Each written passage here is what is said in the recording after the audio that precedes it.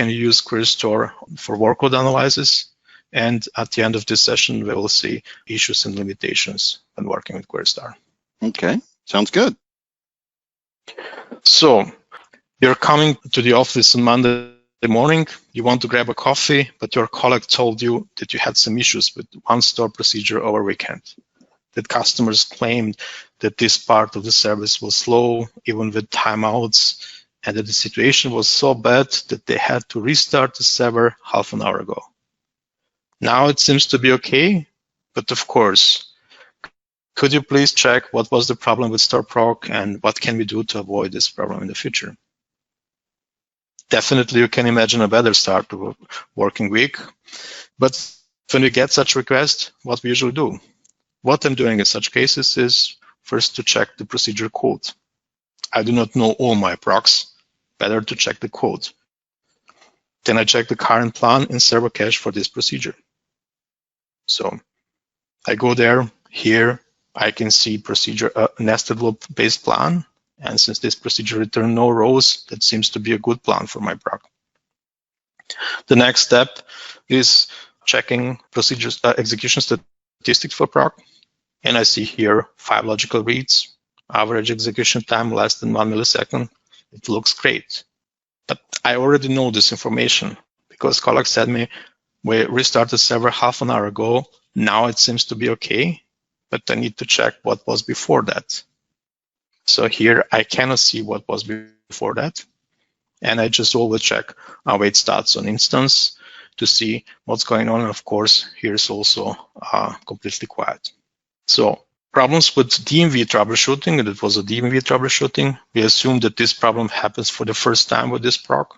If we already had problems with this, maybe we have extend events, we have some experience and suspect. But if we did not have problem with this particular proc, that means we just use DMVs to troubleshoot. And when I go to DMVs, I check server cache and I see information there, what happens right now. And I can see some aggregate information since the last server restart. And this is not enough for this kind of analysis. In cache, I can find only the most recent plan for procedure or for a query. There are no previous plans. In my case, most probably the problem was with old plan, not with the new one. But I can just speculate about the old plan. So in this particular case, the query was simple and I can guess what was the plan which made problems. But in complex queries, of course, I can just speculate. And speculate means I will need more time to troubleshoot this thing. In case of restore failover, the entire server cache is gone. That means we are actually not able to make big decisions. We can see what's going right now, and we have a very limited information about the past with DMVs. So therefore, what I did before Query Store came, I just had my Query Store. So I created a special store proc.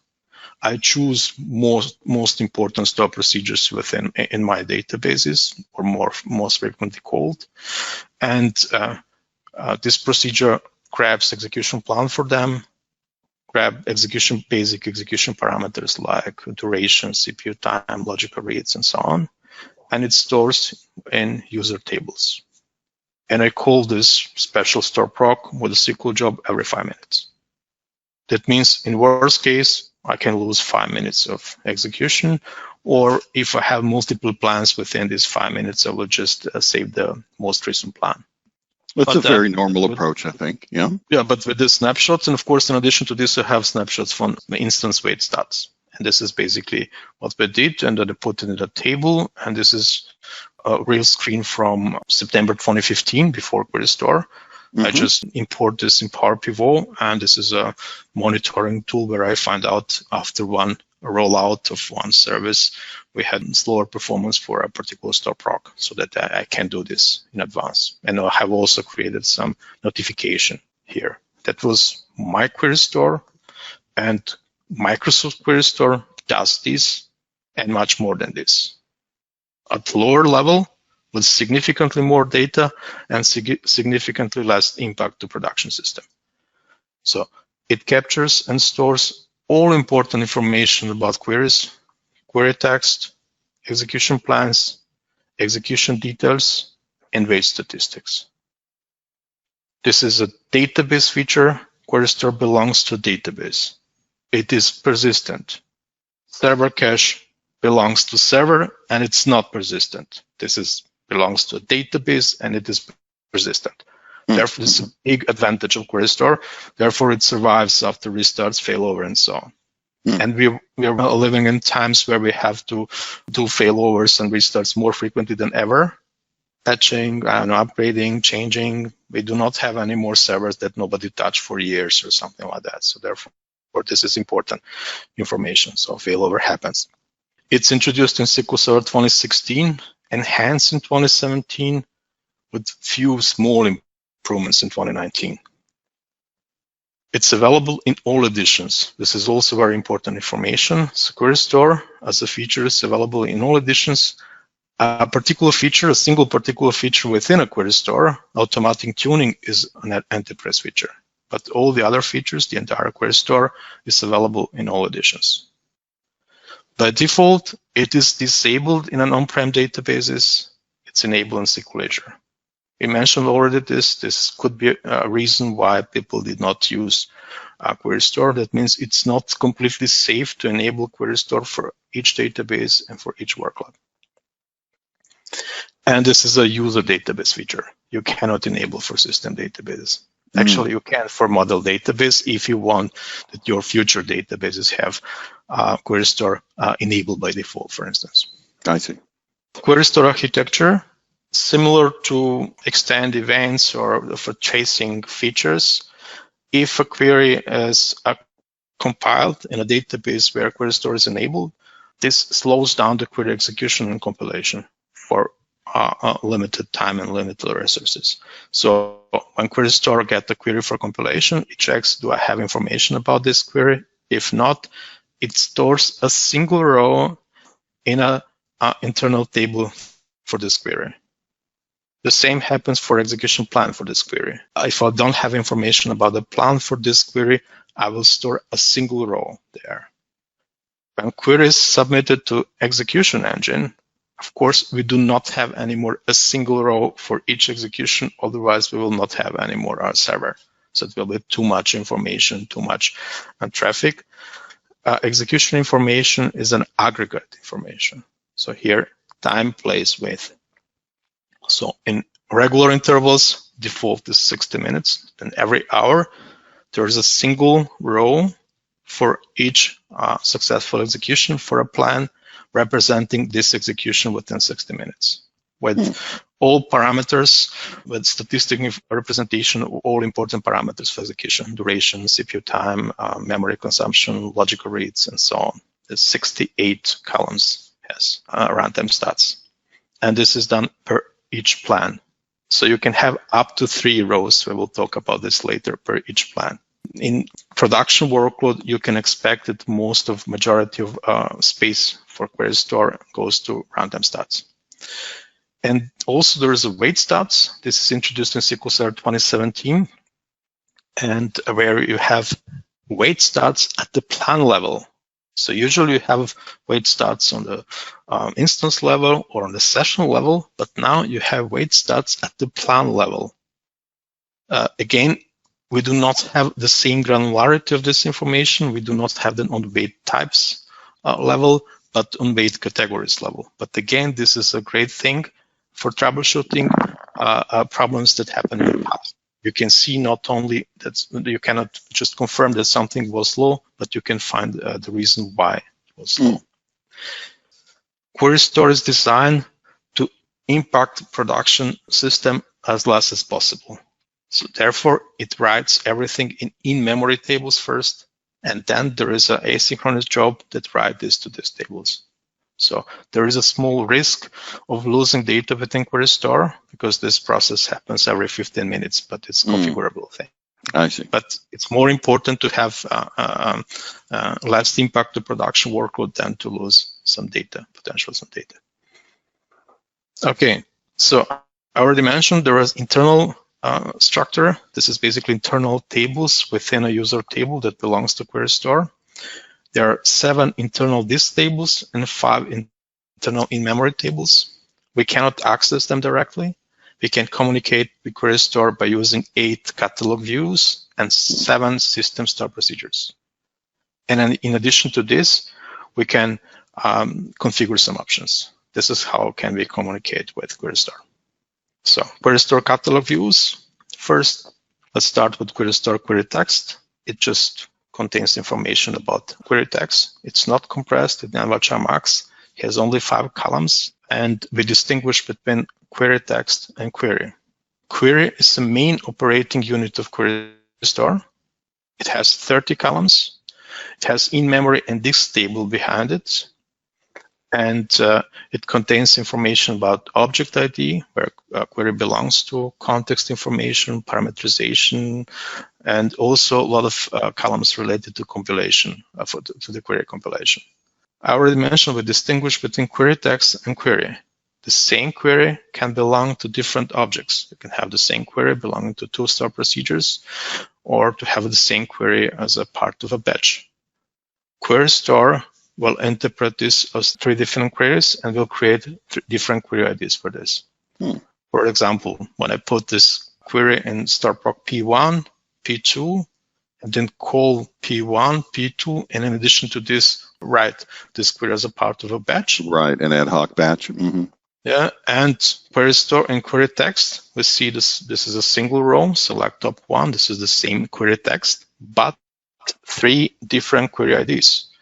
And query ID is the main unit of Query Store. Query ID 1 and 2 are totally different. They have just common query text ID that we can use to group them, but everything you monitor for this query ID, all these actions, including plan forcing, are related to query ID and not to particular query. So query plan, contains information about plan, including plan itself.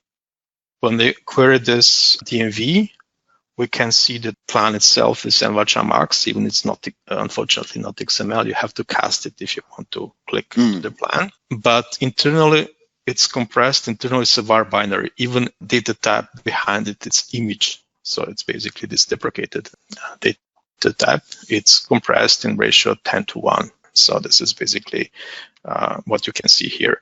So for each plan is there, and this is a great advantage. So my problem with the previous troubleshooting was that I see the most recent plan. Now I can see all plans, up to 200 plans per query ID. So I can see all of them and see how they change and what is the difference, including the entire plan. You see here also some compat levels information, edge information, plan forcing, and again, also information about compilation. Runtime stats.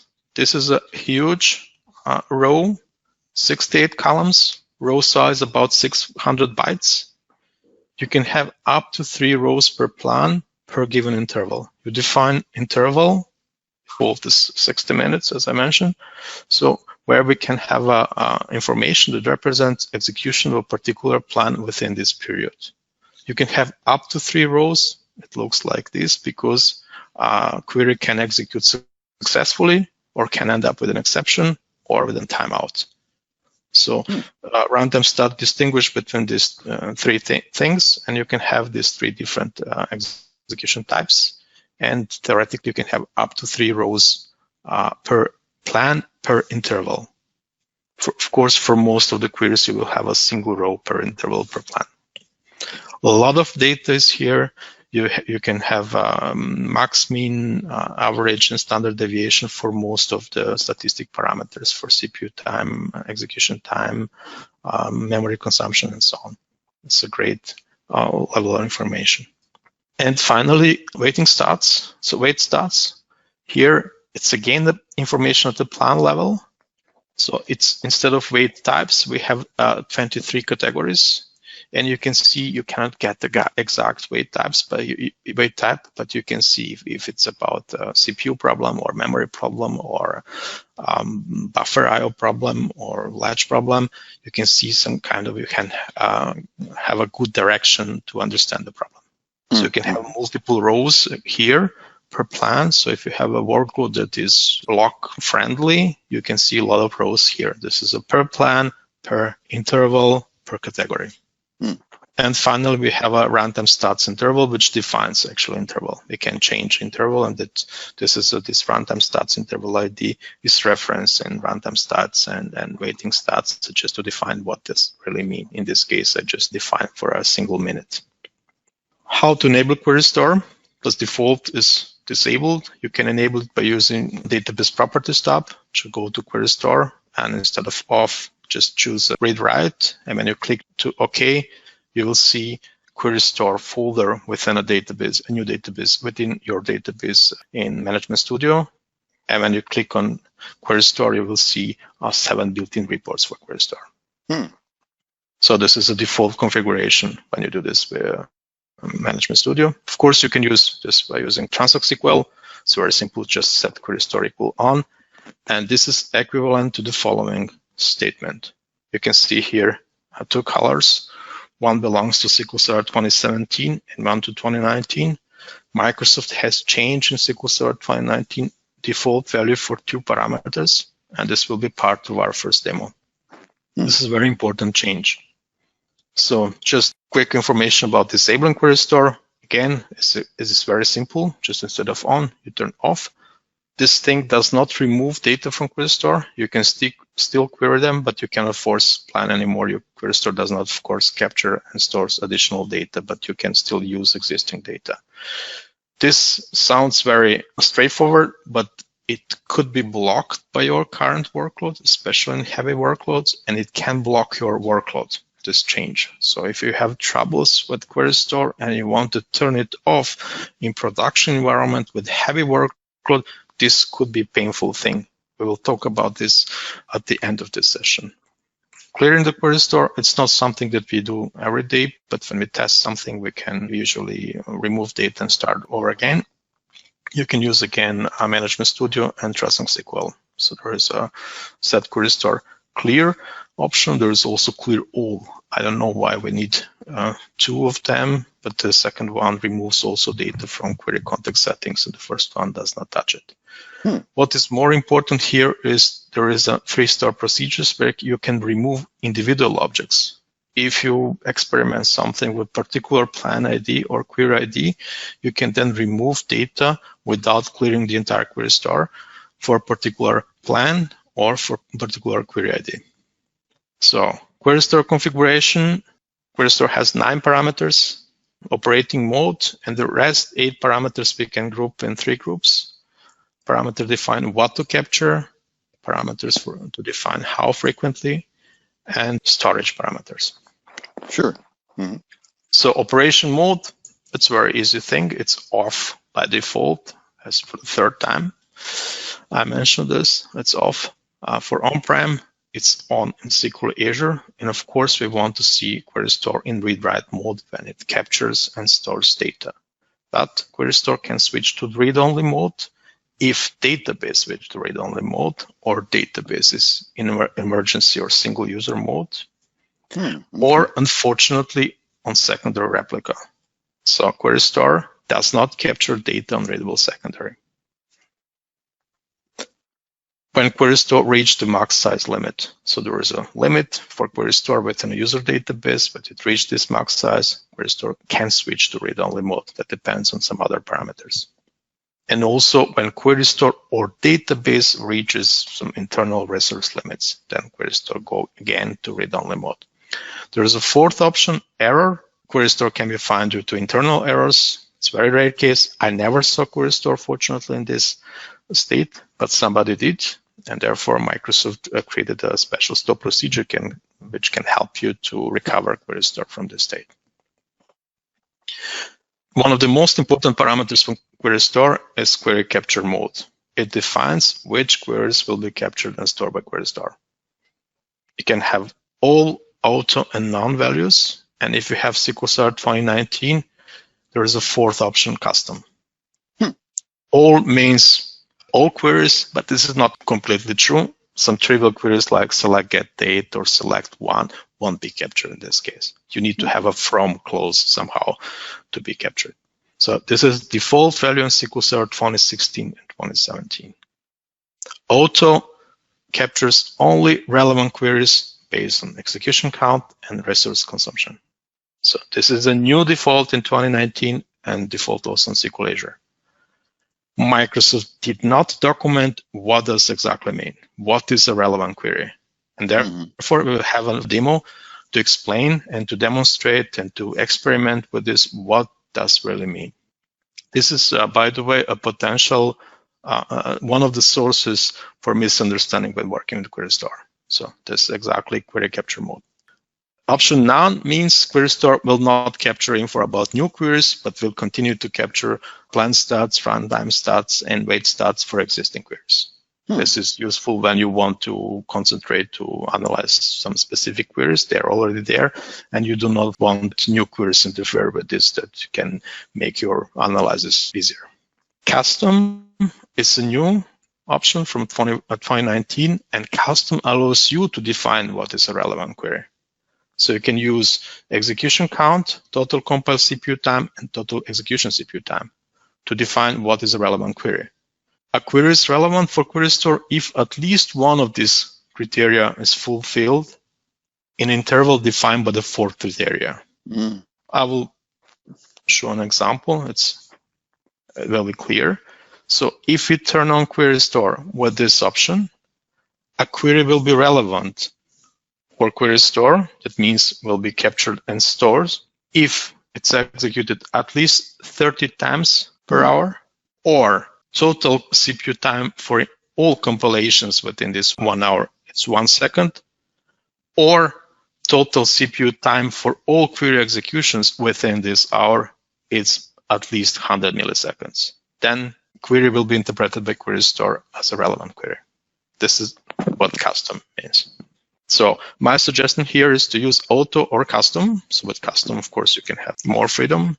So that when you use really all queries, including ad hoc queries, will be captured. That will fill your Query Store with data, which will never happen again. So what can you do with an ad hoc query? You cannot force the plan. If you force the plan, it's forced for nothing, because this will never happen again. So you can just use this option to count number of ad hoc queries or to find out if this is a percentage of ad hoc queries or such things. But basically for prod, I would suggest to use auto or custom.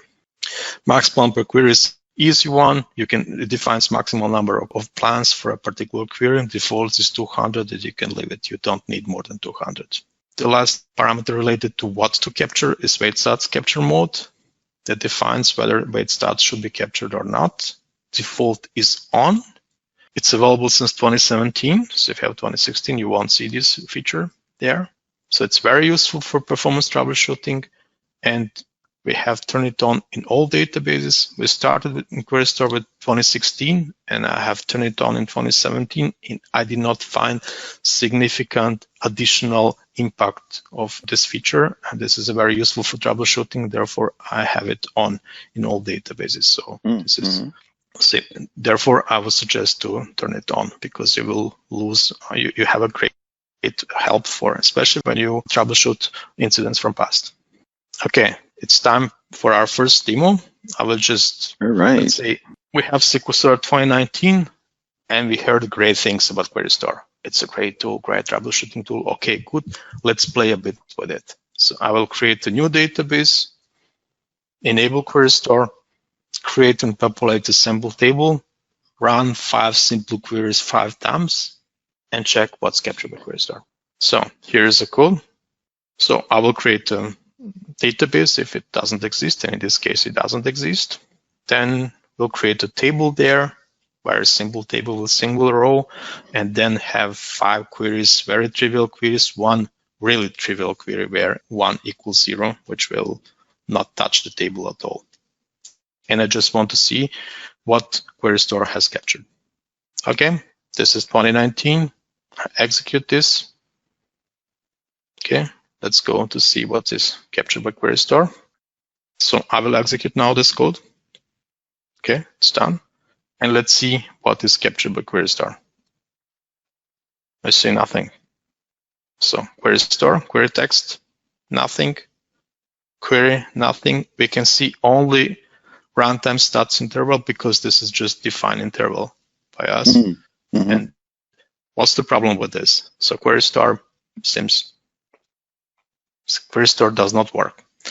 I will do the same thing in 2017. I have also here also 2017 instance. I will repeat this code in 2017. What is captured by query store? So here we are. You can see queries. So if you want to have query store that works, just go to SQL Server 2017. So this is. So joke aside, we mentioned that Microsoft has changed defaults for query capture mode in 2019 from all to auto. Here we had all, and therefore we see all queries, right? Let me here now change this to, this is 2017. I will repeat this. Query capture mode equal auto. Then it will be the same as we had on 2019, right? I will repeat because I will clear query store, so we have nothing there. We will start from scratch, execute this again. So we see a bit less queries than we had before, right? But all R5 queries are still there. Yeah. So auto in 2017 works, auto in 2019 does not work. Okay, so let's go here and start this again. I will use go-to here. I will execute all these 5 queries only 2 times, right? 2 times, yes. Yeah, and query store clear again. Let's go here. Ta-da, nothing. So, okay, now it doesn't work. Let's make it working again. So I will execute this one and this one, first and fifth. So what we can see here, query ID number 1, query ID number 5, they are here. We have executed 3 times, and it seems that 3 times is enough for query store to capture this query. Interesting. And even you can see that this is preserved.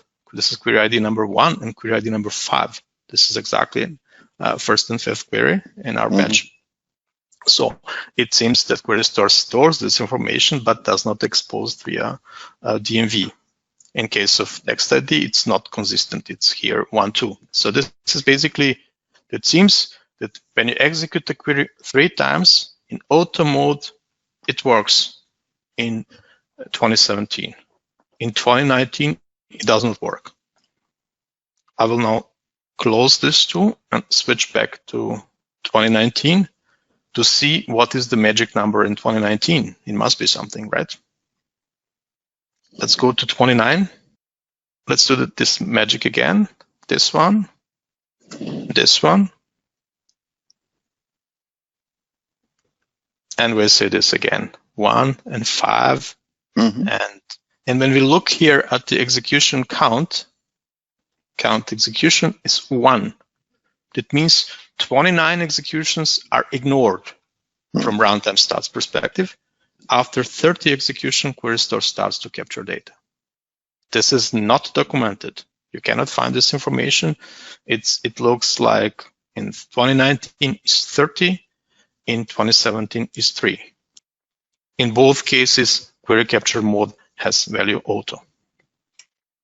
But we just started this journey. So it's not, we are far away from the end.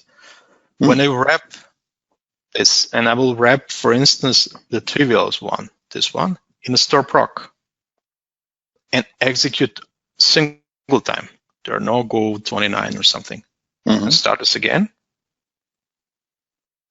And see here, ta-da, here is our plan. So query store, consider a query as a relevant query if it's a part of a store procedure, regardless of number of executions.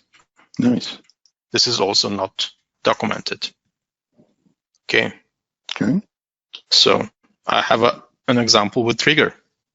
So I have a trigger.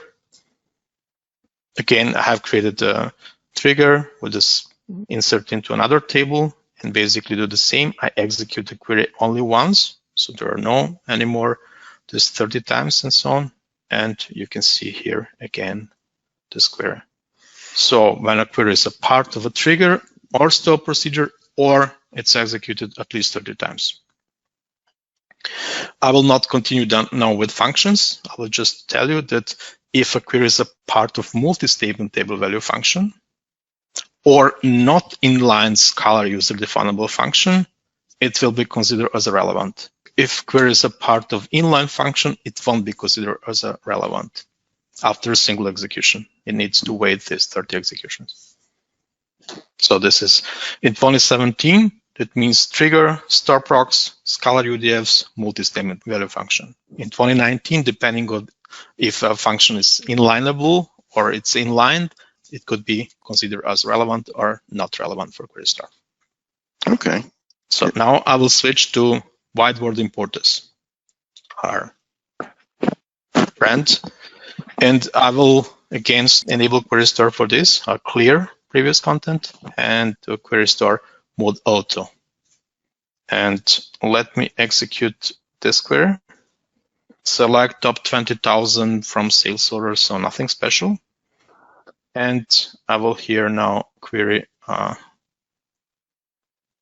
whiteboard importers database to see what's there. Okay, let's execute this part. Here's nothing because we did not start anything, but we don't have some previous thing. Let's execute this query. Yeah, we see here query. It's not a part of stop procedure. It's executed only once, but it is there. So now it's complicated.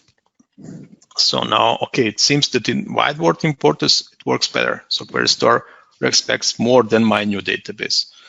Okay, let me execute this query again.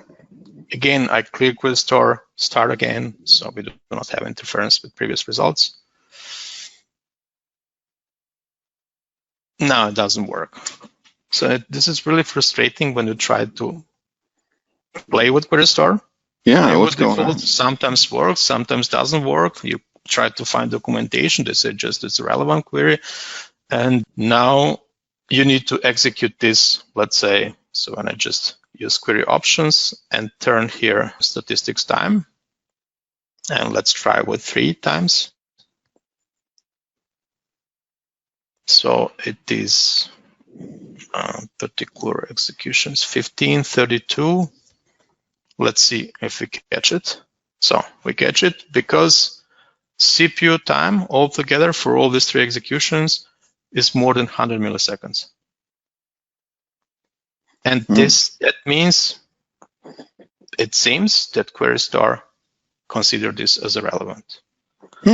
This is just now pure speculation. This is not documented, and I will now speculate. I just go here to query whiteboard importers database, click to properties, go to QueryStar. Here I'm in auto mode, QueryStar capture mode. I will switch to custom, and here are defaults for custom, because when I switch to custom, I see some numbers here, and this is a 30. This is a 1000 compilation time. I would expect opposite, but anyway. Yeah. 100 milliseconds. So according to my results, this seems to be explanation for auto mode. But since this is not documented, I cannot guarantee. And few times when I try this, when I prepare for sessions, I had to execute a query 31 or 32 times. In most of the cases, this fits to exactly this combination of parameters. But since this is not documented, I cannot guarantee that this is true. But this could be explanation, and this is a bit sad when you try to work with QueryStar. So you have to enable this. That means to take responsibility. I have enabled in Bwin this, and whenever something is with QueryStar, they say your QueryStar. It's basically big responsibility, and then you start to play with, and you see sometimes works, sometimes doesn't work. It's not something that you will trust from the beginning, and sometimes this first impression is important to make decision about something. So therefore, it's here some documentation is missing.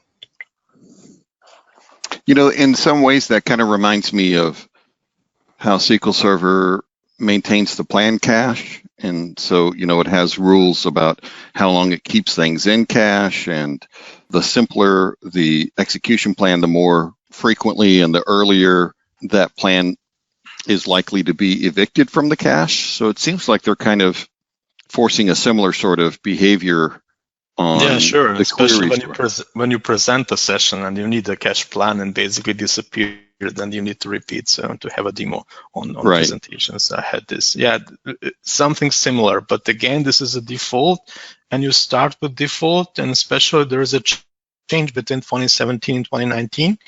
And if I have something with auto mode in 2017, I would expect that this works in 2019. And when you go there, you see it doesn't work, and sometimes works or sometimes doesn't work. So it's basically not a good start with a new Right. tool. So, Yeah, definitely. and you need to enable this on production, and you need to trust this, how this works with your production workload. So it's a bit, so I can understand why people have concerns.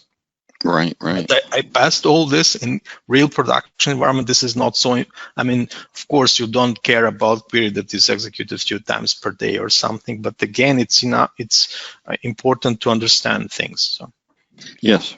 and here I just recap all these things in this mode. What is a consideration by QueryStar? Again, this is not documented. Please do not rely on this behavior. So this is, I would expect some kind of documentation from Microsoft. I can understand that they will change this from version to version.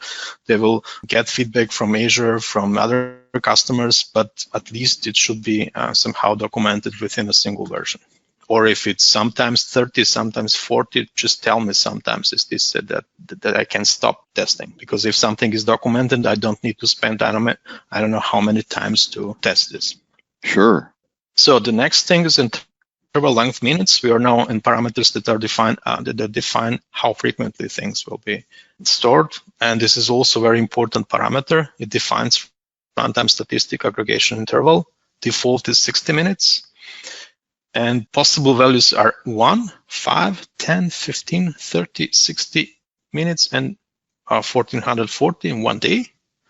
And this is one row. In internal table is 600 bytes, and therefore this is the biggest part of QueryStar and directly affects the size and growth of QueryStar data. So if you choose here 30 instead of 60, you can expect to double QueryStar size there. Right, this right. is a significant part. So this is a prod environment. So in our case, 68% of data is runtime stats. Of QueryStar data is runtime stats. 6.5 is a wait stats. Only 3.5% is a plan stats. This is our production environment, which is a store procedure based. So I have exclusively store procedures. Ad hoc queries coming there are SQL queries or QueryStar queries, system queries, and other stuff. So this is basically in store proc related workload. This is what you will see there. So therefore, this interval length is important information. So the row behind this is 600 bytes wide. So therefore, it's 86% of data. So just some numbers to have a clue about the data. So if you have 500 different active plans and you leave interval by default 60 minutes, that means for this 500 active plans, you will have 7.2 megabytes data per day runtime stats. So that's not bad. Default for QueryStar in 2017 was 100 megabytes. So it means 100 megabytes for some workloads means 15 minutes workload. For some of them will be more, but basically it could be, this is for 500 active plans, which is not a big workload, 7.2 megabytes per day just for runtime stats. If you have, for instance, 3,000 different plans and you set interval to 30 minutes instead of 60, you will have 86 megabytes per day. Dang. Of data. And this cannot be compressed. It's basically, it's numbers. So this could be a huge number. Yeah. And just a third example for a particular query. If you have a query with a single plan and you leave interval for 30 minutes, set interval to 30 minutes, in 3 months, you have 2.6 megabytes of data for particular query. Only for a single query. So if you have 1,000 such queries, it's 2.6 gigabytes of data. So it could 2.6 gigabyte or megabyte? Per single query, 2.6. If you would have 1,000 queries, you would have 2.6 gig for the entire Querystar. I misheard you just there. For runtime stats. It's basically per a particular query, 2.6 megabytes. So just the best case query, single plan, 30 minutes. You will have a single row. If it's fast, you will again have a single row. So it's not per database. I have 30 or 60 minutes. I did once. I switched to 1 minute because we had some troubleshooting where I want to find some spikes or to see some distribution if it's within a few minutes or something like that. And we survived this. Even if you just put 1 minute, of course, you generate significantly more data because for every minute you will have a single row for each plan, so it can grow fast. But we did it just for purpose for troubleshooting. Usually I have either 30 minutes or 60 minutes. So it's enough for a statistics. It's not for a particular troubleshooting for a single row. So data flush interval seconds, this is the next thing. This is the defense period for regular flushing of Querystor data from in-memory to these tables. So default is 15 minutes. It moves data related to runtime stats and wait stats to these tables. 15 minutes is default, and we'll leave it default. So this is some kind of compromise between system performance and potential data loss. And we had good experience with this 15 minutes, and therefore I leave it default. So this is like a log buffer flushing. Yeah, it is just compromise. Basically, if you do this faster, this is a 15 minutes up to 15 minutes. In case of memory pressure, Querystor will flush this before 15 minutes. So this is basically flush immediately. So this can happen. So, but basically, we did not change it. Max storage size, again, important parameter. It configures the maximum size for Querystor. Default value in 2016 and 2017 was 100 megabytes. And in 2019, Microsoft changed this to 1 gigabyte. So 10 times higher value, order of magnitude. That means the value in 2016 and 2017 was really too slow. It was too, according to feedback of customers and feedback from SQL Azure. So too slow. And as I said, it could be a reason why people did not use it, because for some workloads, you will fit it within a few hours, and then Querystor is not so useful if you just have only a few hours of information. Sure. So what happens when Querystor hits the limit? That depends on other parameters. There are 3 background processes in Querystor. First one we mentioned already, one that moves data from in-memory tables to these tables. The second is cleanup policy, the background process that moves old data. So basically, you can define retention period. So to leave data for given number of days, default is 30 days. It could be okay for you if for your workload, you can know everything. If it's 1 month, it's enough to learn everything and to know everything about your workload. I need sometimes more, especially when I force the plan. I want to check the entire execution in the last, 3 months. To make a decision, I want to force this one. Sometimes if I just see last 2 days, that would be not enough for me. Okay, I would just need this plan. This looks good. Maybe it looks good just accidentally because in the last 2 days, you did not have some processes that we usually have. So here is important information. This 30 days, for me, it's not enough. I use 90 days. Of course, this significantly affects the Querystor size, because if you just use 90 days instead of 30 days, you should expect 3 times more data there. But this is again important, especially for forcing plan. If you need more than 90 days, so you should not leave Querystor 100 gigabytes. So this is basically, I will explain this later why. So if you need more than this, you can move data from Querystor in your own tables. This is also what I do, because I don't want to remove it after 90 days. I want to have data from last year also, but I don't need this data within the current Querystor. I can move it in my database and then do some analytics. I can create additional indexes and all this stuff to support my, to optimize my analytical queries. So this is basically, if you need more, you can move data to your own tables. So This is so my recommendation is here 90 days according to my workload. If it's for you enough to have 30 days, just go with this 30 days. So for me, it's not enough. I just want to see more weekends and so on. My workload peaks are on weekends. Third background job deals with query store size. So we have a job that moves all data. We mentioned this max size attribute, which defines capacity of query store and what happens if query store reach this capacity. There is another parameter, size-based cleanup mode, can have values off and auto. If this parameter has value off, that means query store switch to read-only mode if it reaches max storage size. Okay. If it's auto, there is a background job that removes all this data and to make space for new data.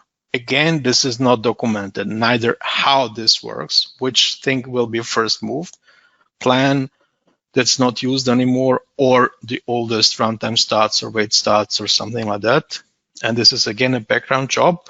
Default value is auto. Of course, you don't want to see your query store switching to read-only mode. It doesn't make sense, because it will not collect the most recent data. And usually most recent data are more important than the old data. So here's default auto.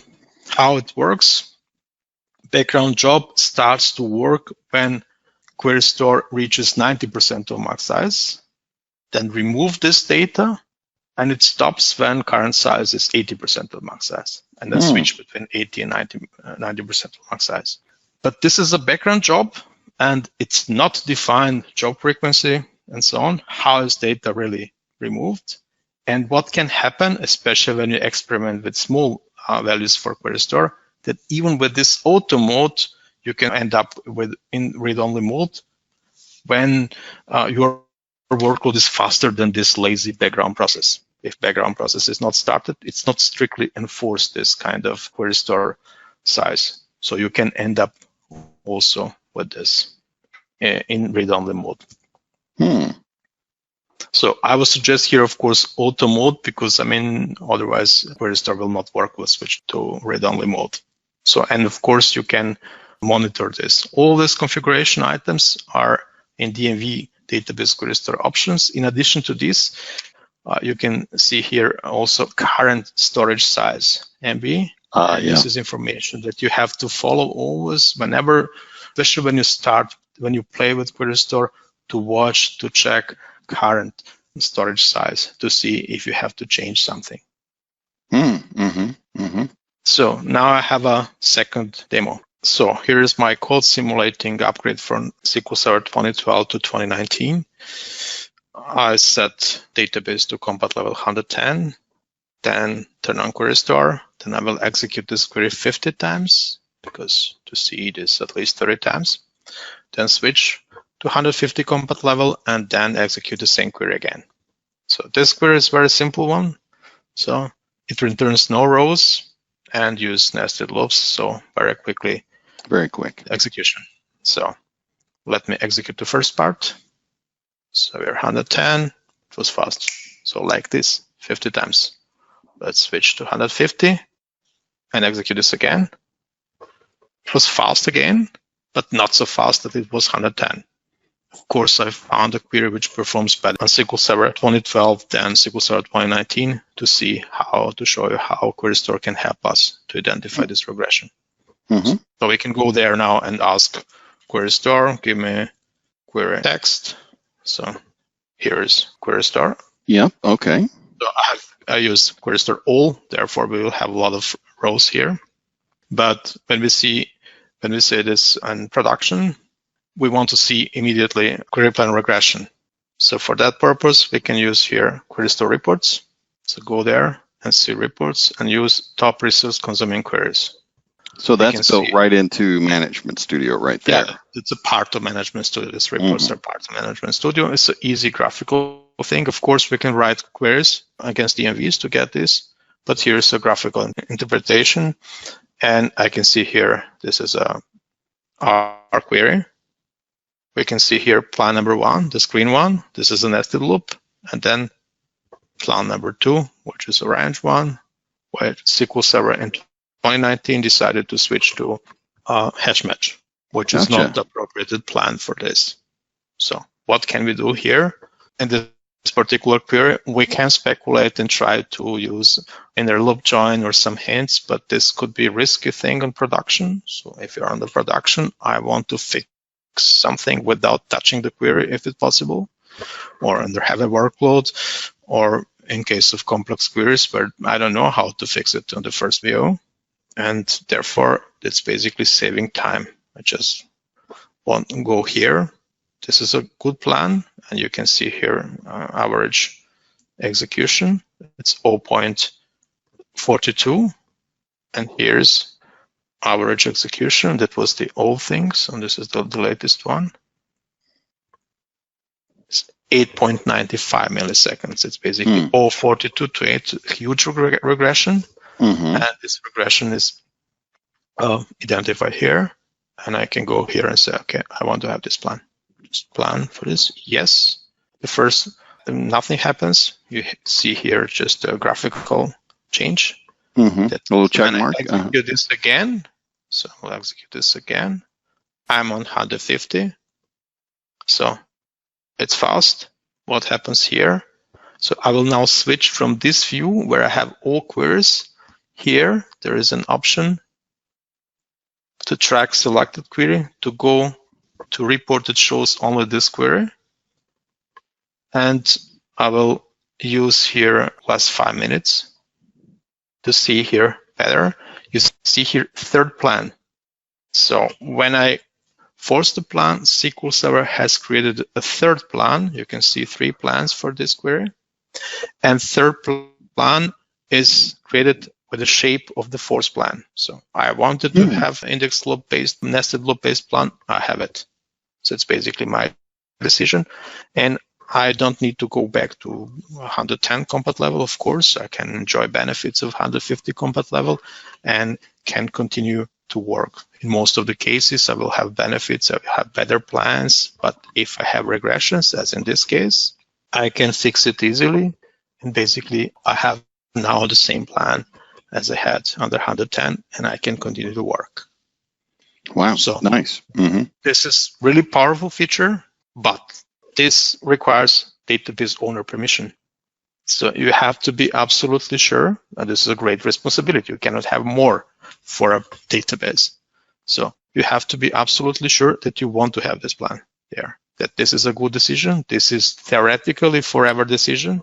We will saw in the second session about Query Store that this is not always the case, but you should consider it as a very important decision. And if you're sure, of course, you can easily, with few clicks, you can have it. So you don't need to touch the query. You don't need to change anything. That means you do not risk business logic. You can have it. And I use it a couple of times to save really my life. There's some cases I have to pick up my son from the city, and it was on Friday afternoon. Suddenly we had some alerts in a very important stop rock. And I have to pick up my son. So I have 10 minutes to do this. And it was not easy like this. There was some spool operators in the plan. So it was not straightforward to just put the option recompile or loop or something. And I used Query Store then because I knew which plan to have there. It suddenly changed from a few milliseconds to 400 milliseconds. Wow. And I just pick up, I want to have this plan. Are you sure? Yes, I'm sure. Just click it and see SQL Server respected it. I'll pick up my son, finish this, connect from home to see if it's still okay. It was still okay the entire weekend. And then I just came on Monday to have enough time to take my coffee and to take time and then to find the final solution. So plan forcing should be considered as a mitigation or as a workaround. It's a great thing. I don't want to touch anything on production server ever. So I mean directly, I just want to have enough time to test, to play this. And if I can mitigate something on production, this is a great thing. And this is a great feature. But again, it's too attractive. You can see here, okay, I want to have this plan. And therefore you have to be sure. Another thing here, you can, of course, you can unforce the plan. When you click here, unforce the plan. And SQL Server is then free to choose this plan. So how it works, SQL Server always use plan from cache, of course. If plan is not in cache, it creates a new one. But this information, this hint, use this plan shape is considered. It's not guaranteed that this will be respected, but SQL Server in most of the cases will respect it and basically will create plan if it's possible. We will see in the second session when this is not the case.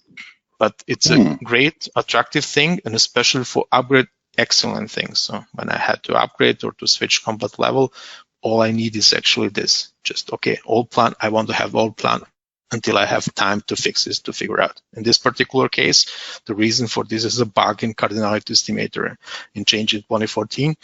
And that's the reason why SQL Server decided to use a hash match, because it expects the entire table and return no rows. You can also use SQL Restore CP Force plan. You can use a special store procedure to force the plan. And this is my recommendation, because when you play with GUI, this is not locked somewhere. If you force the plan by using this, you can send to DBA, please execute this on production server, and we have protocol. We have a log that something happened on prod. When I click here with on this button, this is not logged. So therefore, my recommendation is always to use Transact SQL whenever you change something on prod. So it's a great thing here. Or if it's really urgent, you can use here, because this is also what this thing does is, do you want to force plan number this for query number this? So this is the main use case for Query Store, in this case for upgrade, but can happen. So, plan can change at any time. Sometimes we're just lucky that current execution plan for very complex query is great for us. And the plan which is terrible for us is just maybe only 0.2 units more expensive than this one, and any small change in workload or statistic update can bring this plan to us, and this can be used actually then, especially for complex queries, to mitigate the issue until we have time to fix it. So therefore, this should be considered as an option, as a workaround, not as a final solution. Next demo is related to parameter-sensitive query, to see how Query Store works with parameter-sensitive query. I will create a new database and new table events. I will populate it with million rows, and then we'll play with the store procedure get event since. This is how the store procedure looks like. This is my code. This is a new database. I use this function from Itzik Ben-Gan to fill this event table. And I already did it. I will just execute this thing. But this is a code to show how it looks like. Here, we do not play with combat levels. We will stay on 140, for instance. And I will clear Query Store, turn it on, and then we'll execute this stop procedure with this parameter. This stop procedure with this parameter return no rows. And then I will clear cache and execute with this parameter, where query procedure returns 237K rows. So parameter sensitive query. And then see how Query Store deal with this. And let me execute this. Okay, we're done. Let's go to Query Store. Again, top res is consuming, and we have similar situation. We have a good plan, nested loops based. We have a bad plan, which is a parallel scan and so on.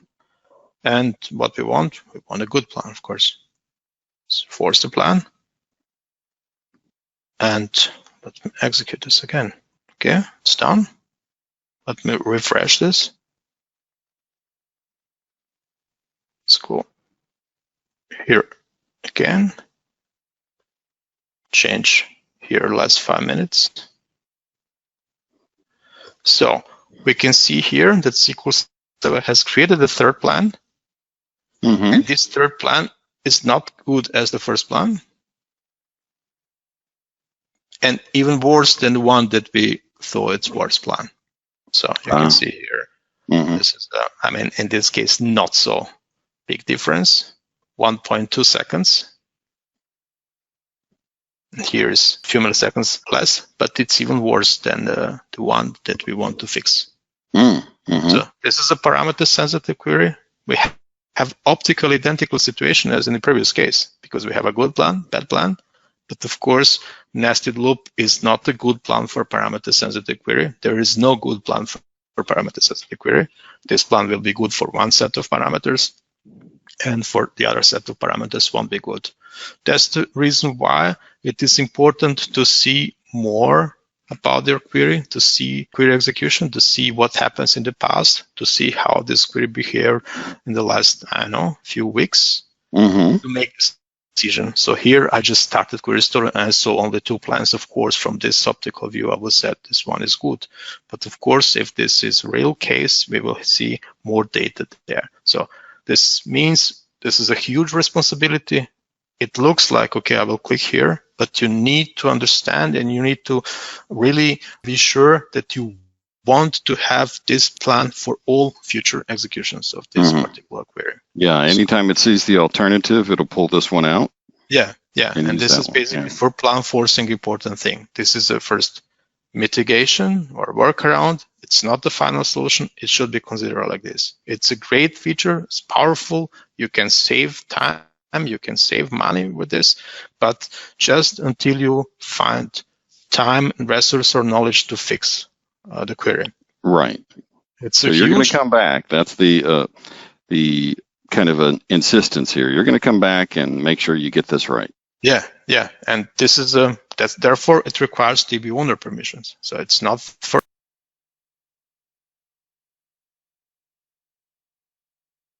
this. So for parameter sensitive query, therefore check carefully plan history for a query ID before you force the plan.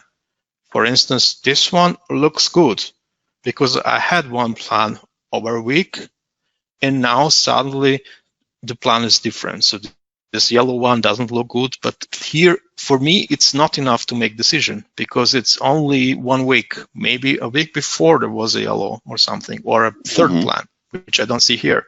So it's basically, for me, it's not enough to make decision about forcing plan. Therefore, is this parameter 90 days or something for retention? It's important for me to see as much as possible here. Sometimes I switch to go to configure and switch to go back for 1 month or 3 months to see if this was the entire time really this purple plan, so that I can say, okay, this is a good one. I want to have it. So if you have something like this, of course, you can pick up anything here, so it will be wrong. So, I mean, you need to have a clear situation when you force a plan. Got it. So, special with parameter sensitive queries, and this is not solution for parameter stiffing. Parameter stiffing is still not solved and still has a lot of solutions. So you need to be careful with this. Yeah, be very careful. Store proc instead of GUI for this, just to log the change. And just the limitations, you can force a plan which is already created for this. SQL Server should at least once create a plan for exactly this query so that you can force for this. You cannot just force a plan number 7 for query number 5. So this is not possible. So plan belongs to a particular query ID. And you do not force plan for a query, but for a query ID. We will talk about this in the second session. Okay. And you cannot force the plan if query store is off operation mode. If it's in read-only mode, you can still force the plan. So if you have plan forcing, your query store switch to read-only mode, plan forcing will still work. So if you switch to off, plan forcing won't work anymore. Okay. In this demo, we'll see how query store can be used for workload analysis. I've prepared some workloads and have executed them 10 minutes ago. This is how they look like. Get all orders, get top n orders, some trivial orders with where 1 equals 0, procedure that provokes divided by 0 exceptions, parameter sensitive queries, and so on. Some store procedures using table variables, store procs with multiple plans, and some ad hoc queries, and so on. And now we will see how query store can be used for workload analysis.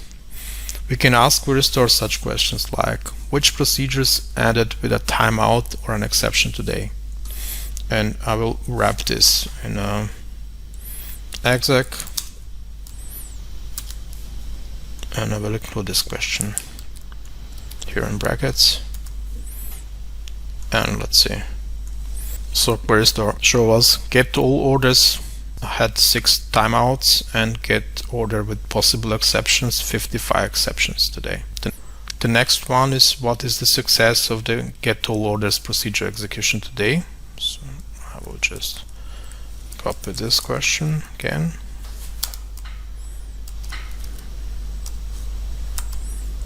So I will change it a bit just to move this name of the stop procedure here.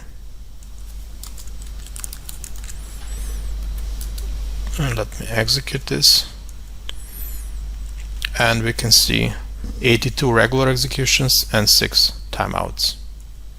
The next one is which queries have more than one plan. Let's execute this.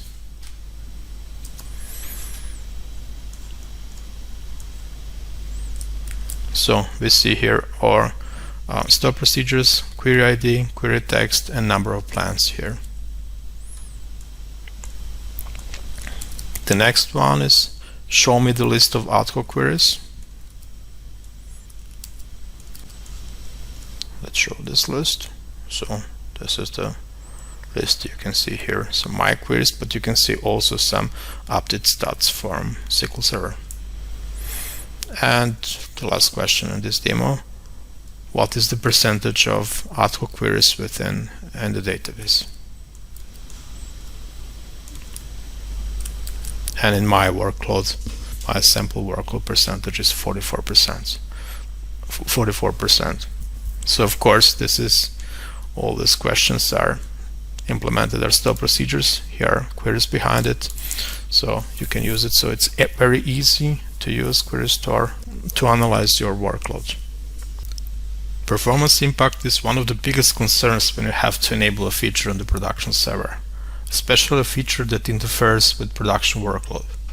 When you enable Hackathon but you do not have Hackathon tables or have few small tables, there is no impact to your system. However, as soon as you enable Query Store, it starts to capture data and slows down the execution of your queries. The question is, how much? You can use 4 new performance counters to measure the impact Query Store has to your workload. You can also use many extended events to understand how Query Store works and to analyze where and why it fails. There are more than 90 extended events. I will share now impact Query Store has to my production databases. I have it on for all important databases. They are different size and partially different workload volume, but all are store procedure based.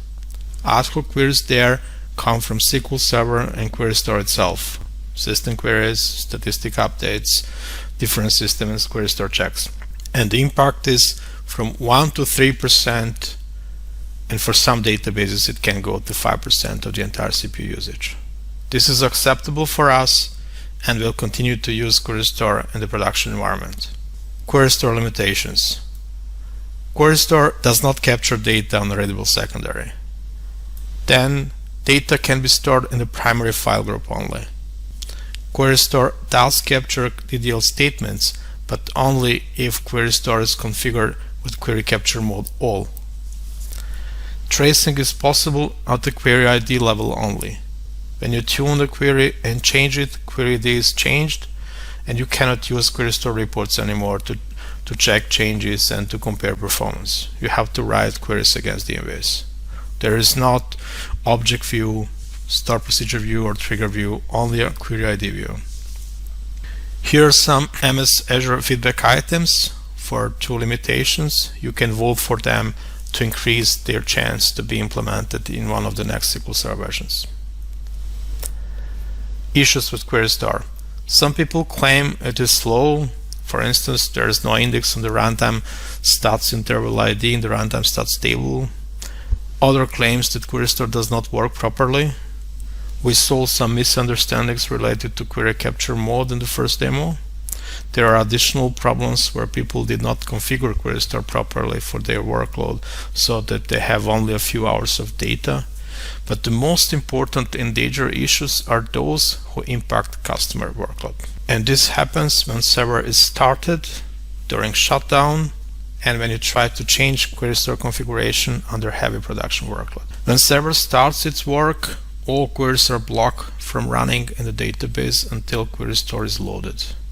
This is default behavior on SQL Server 2016 and 2017. You can see also QDS low DB weight type as a blocker of your queries.